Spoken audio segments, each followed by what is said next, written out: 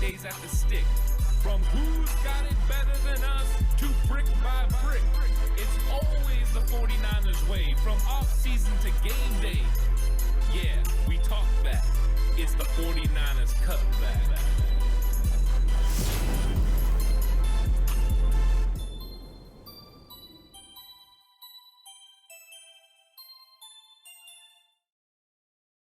It's 49ers Cutback Podcast time. Welcome to the show.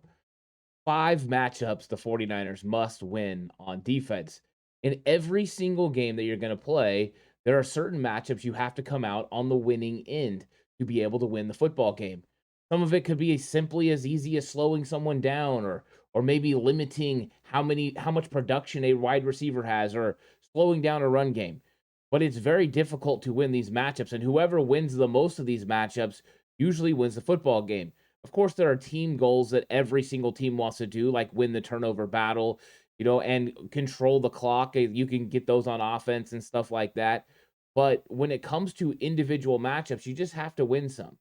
And there are certain things that defenses have to do to be able to stop offenses. Philadelphia presents a lot of different problems. Number one, their run game is very good. Part of the reason it's very good is they got Jalen Hurts at the helm, and he can use his legs. So he can put a lot of pressure on edge defenders and on linebackers to be able to stop him. Then he's got Miles Sanders, who's a physical yet very nimble running back. He can jump cut. He can get from A to Z really quickly. Then they've got a lot of speed behind that with Kenny Gainwell and the things that he does.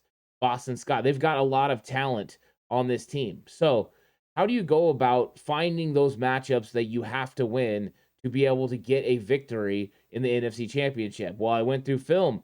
I've been breaking it down. I've been finding things. And of course, some of these are going to be very apparent.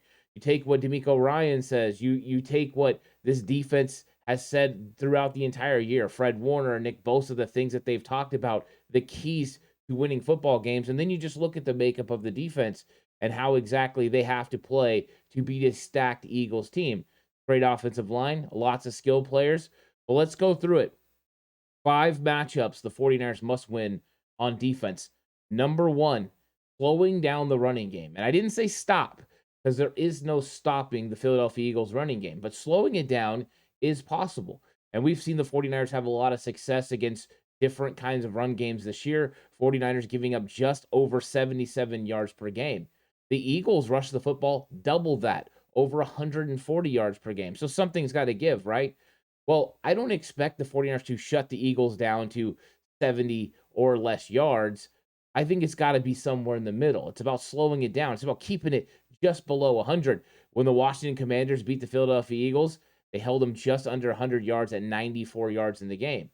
So it's not so much that you have to stop them, just have to slow it down. If they have to put a lot of effort on first and second down to run the football and it's not resulting in positive gains, you've done your job. But how do you do that? Because it's so unique, the running style that they're going to be able to use because of Jalen Hurts. One of the main worries for a defense is his legs and the pressure that he puts on edge defenders when he runs read option. Read option is very simple. He's reading a certain player and deciding if he's going to give it to that running back or if he's going to keep it. Often confused with RPO, but RPO is actually a run-pass option where he's deciding if he's going to let the running back run the football or if he's going to throw it. Those are two different things. But the read option is designed to put pressure on a read key. A read key is who the quarterback is going to read on the play. So you will see Jalen Hurts staring directly at a defensive end when he's going to give the ball to Miles Sanders or Gainwell, whoever's in there. And then if that edge defender flies down the line of scrimmage to take away the running back, he will pull and he will run around the outside. Those plays can be big. And when you have an aggressive defense that knows they need to stop the run, you can sometimes get some big plays for your quarterback where you get him out on the edge. Number one, he's safer out there because there's usually space. But second of all, it's just a dynamic play. So you sell out to stop one area and you struggle in the other. Well, what about the other effect it has? Well, number one, it can just hold that defender there, making him useless in the overall play. So that quarterback who normally would just turn around and hand off and have really no result, no defender really had to account for him. Now you have to account for the quarterback, meaning one less guy to account to stop the running game. So when Jalen Hurts does that, you have decisions to make. You can have your defender sit out there, all the while he has to somewhat squeeze it down and not leave a huge gap between tackle and himself. If so, your running back can just get vertical and get yardage. But you also have to be able to keep your outside arm free and stay a little bit outside of Jalen Hurts, especially with his speed. Bosa and Ebukam are well equipped to handle these situations, but I would think that D'Amico Ryans is going to go with a more complex scheme. Last week, we seen him go ahead and let those defensive ends crash and let linebackers go ahead and take on the outside to take away Dak Prescott. I think it needs to be more complex than that even. Don't just crash them. Sometimes leave them there. Make that the read key. Sometimes crash them so when he pulls the linebackers there. And then sometimes make it a safety or a corner, a nickel guy there. That is the actual read key. Those guys can keep outside contained. Jalen Hurts sees a guy crash. He sees linebacker vacated. He wants to run, but Talanoa Hufanga is there to make a play. So you've got to continue to confuse the reads. That will muddy up that running situation. It's too easy when he has one guy to read. So making them very complex is important in this game. That's how you're going to slow it up. All the while, you have to worry about this offensive line that has names like Jordan Mailata and Landon Dickerson moving their body and being able to drive you off the football. 49ers are really good about cutting off angles and defeating offensive linemen in the zone game, and they're going to have to do that in this game. Philadelphia is not just going to line up, run you directly over. That's not really what their game is. But they do have power at certain areas that you have to take advantage of. The other areas they don't. You need penetration from Armstead and Kevin Givens. You need Kinlaw to hold his ground. Those things are going to be paramount in this game. You've got to keep our offensive players, like we saw last week, Armstead reaching out, grabbing Zach Martin, keeping those guys off linebackers. So Fred Warner, Dre Greenlaw, Azeez Al-Shire's in there. They can make plays on the running back. You have to slow the running back. Going through all of that to slow down Jalen Hurts to not stop Miles Sanders, that won't work. So the 49ers have to be very diligent in their jobs. They have to make sure they're attacking, getting penetration, giving maximum effort. And all the while, you have to worry about Jalen Hurts pulling and running around the edge. So that's how you're going to have to do it. You're going to have to slow down this running game.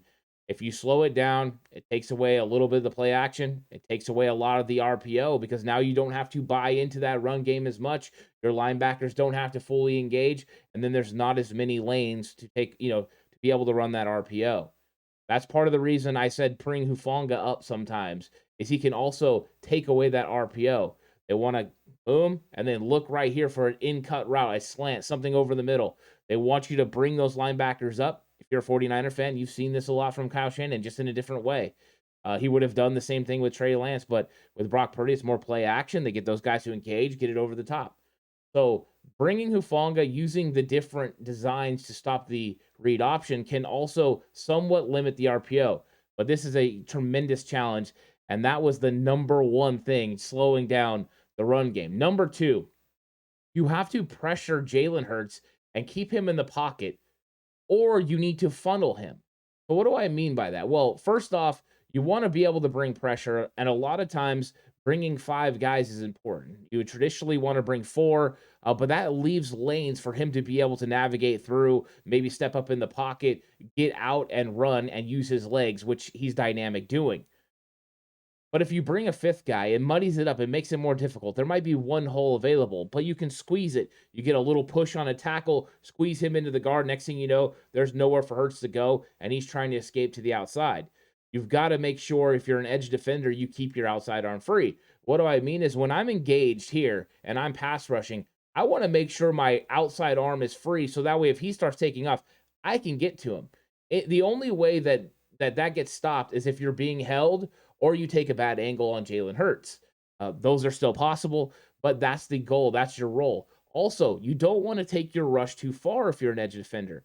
Do not end up behind Jalen Hurts. If you end up behind Jalen Hurts and you didn't get enough interior push from Javon Kinlaw, from Eric Armstead, from Charles Omenihu, Kerry Hyder, whoever it is, you don't get that push up the middle, and then you took yourself too far up with the speed rush, that's going to leave a nice window for Jalen Hurts to be able to get out. Now, when he gets out there, he does look downfield to throw, but he's not as accurate throwing outside the pocket as he would be in rhythm or in a design play. So remembering those things is important. So when I was talking about funneling, what do I mean? Well, I've noticed that he struggles a little bit when he's rolling to his left. I mean, what quarterback, right-handed quarterback doesn't? Well, when he sees pressure, and if you have Patreon, go watch the scouting report video I put up on Patreon. When he gets pressure, he wants to bail right away. He wants to get to the outside. He wants to, he wants to move left or move right and be able to, either get the ball or create with his legs. If you have a design funnel where you can show him pressure and he bails to the left, but you are planning on him going there, you can create an opportunity to get a sack or to force an errant pass early on in a play. The fact that I seen him bailing before he actually got pressure meant he sees the rush. He's feeling it. The fact that he doesn't throw great outside the pocket is just a bonus. And it's not like he's bad. Don't get me wrong. I'm not saying he's bad. But as accurate as other plays, with RPOs and things where timing is on, he's good. So that's how you have to do it. You have to bring blitzes that are timely. Sometimes Fred up the middle. Allow him to take away a gap in the middle of the field. We've seen them do that with stunts and whatnot. Bring a nickel corner. Bring Jimmy Ward off the edge. Bring Talanoa Hufanga. Blitz to Sean Gibson. But make them timely. Disguise them so it's a little bit more confusing. Don't let him know what's coming. And all the while, you've got to make sure you continue to play the run game reads and keys that we were talking about in the first step. Now let's go to the number 3 matchup. The 49ers must win on defense, and that's Deommodore Lenoir and Charvarius Ward limiting. And once again, I use the word limiting A.J. Brown and Devontae Smith. You're not going to stop A.J. Brown. He's going to get some. He's going to make some plays. But limiting him is important because he can catch a 5-yard slant and take it 60 yards for a touchdown. When he catches his 5-yard slant, tackle him right there. That's limiting A.J. Brown. Prevent him from being able to get over the top and make those big jump ball plays that result in touchdowns. Limit him to things underneath and then make sound tackles. For Deommodore Lenoir, when you're matched up on Devontae Smith and you're running across the field, you got to stay in his hip pocket. Make sure he feels pressure to make contested catches. It's all about contested catches this week. It's all about getting physical with these wide receivers. Deommodore Lenoir is more physical than Devontae Smith. Smith has the edge in speed. He has the edge as far as agility, route running. We've seen them match up last year. But Lenoir can win in physicality. With Charvarius Ward and A.J. Brown, it's just an old-fashioned get-after-it meetup. These guys are both physical. They're both tough. It's going to be fun to watch those two guys go at it, play in and play out. Now, D'Amico can help them along the way. While he's doing, he's not putting these guys on an island against A.J. Brown and Devontae Smith. He can give safety help. So sometimes put Gibson over the top. Sometimes he can put Hufanga underneath and allow the corner to play over the top. You can drop Jimmy Ward underneath and bring a linebacker out and then play a guy over the top. Continue to change the coverages and the schemes and let these wide receivers have to decide what they're going to do on the fly. Now, there's other problems, of course, that we're going to get to with other skill players, but limiting these two guys is important. And one of the main ways you do it is not allow the big play and to tackle them right where they make the catch. No yards after the catch. They're used to going against Debo and Brandon Ayuk and those guys in practice, especially during training camp. They understand what yak looks like, and they've got to slow it down in a big way. But you have to keep your things multiple as far as coverages and whatnot. When it comes to A.J. Brown, do not let him have those big plays. Do not let him breathe. Be right on him every single time. Space in coverage is the enemy of the 49ers in this game, minus third and long. Third and long, play the sticks, make the tackle underneath. That works. But every other thing, you got to be right on them. You got to be breathing right on their neck every single play. Do not let these guys get away. And if you have an opportunity to come away with an interception, Deommodore Lenoir, Charvarius Ward, absolutely do it. Those are game changers in this game. Now, number 4 is Greenlaw and Hufanga in space versus Goddard and the backs. So because of the way you have to play defense, you're probably going to get Fred Warner around the line of scrimmage a lot, blitzing. Sometimes it'll be Dre. And we've seen him cover Goddard. Last year he did it in week 2. But when Fred is busy with other things and maybe even looking at Jalen Hurts, you have to make sure you're making plays out in space. And Dallas Goedert is fantastic tight end. I mean, he makes plays. He beats coverage. He's tough to bring down. But Hufanga and Greenlaw have to make sure that, hey, if he catches a 4-yard pass, you bring him down right there. It's easier said than done. He's a big physical cat, and we've seen him break tackles in last week's game against the Giants and be able to make plays. So sticky coverage on him when you're on him, but really limiting what he does after he catches the football is important. Same with the running backs. Miles Sanders, Gainwell. I mean, these guys are good out in space. You have to make sure you're making plays on them. So they have 3 good running backs that can create in space, Boston Scott being the third. And whoever catches the ball, you have to make sure you stay on him. So picking these guys up out of the backfield is going to be important. Gainwell was getting open last week. He didn't always get the football, but when you're bringing a blitz, sometimes you're expecting that running back to be accounted for because he's going to try to help in protection, but then he slips out and he's open. So Greenlaw and Hufanga's ability to make tackles in the open space is going to be huge in this football game. That's how you're going to limit how good Goddard and the backs have in the passing game. And if Jalen Hurts is able to find his checkdowns to get to his hot reads, so that way he can get away from the pressure. If you limit those guys and tackle them in space and you cause, 2-yard gains, 3-yard gains, those are success for the 49ers. Those things add up, but it's a tough task. Can Greenlaw do it? Yes, he's up to the task. He's been a all-pro caliber linebacker all season long. Is Hufanga up to the task? He is an all-pro safety whose eyes have not been dirty for the last 3 weeks. He's been doing a fantastic job, and I expect these guys to step up and meet that match. Now, the number 5 matchup the 49ers must win on defense is going to come down to DeMeco Ryans. DeMeco Ryans is going to have to fool Jalen Hurts. He's going to have to keep him. He's not going to fool him all the time, but you have to make sure there's a couple of occasions where Jalen Hurts, has to slow down in the pocket. He has to wait, or he has to escape. He's not enjoying what he sees in coverage. I mean, there's examples of what DeMeco has been doing. Receiver goes across the field. Here goes Deommodore Lenoir with him. That should signal man, right? No, he slips it into a cover 2. It makes Dak Prescott hold on the football. These are the types of things we've seen him do against Seattle and Dallas. Those types of coverage things are confusing to a quarterback.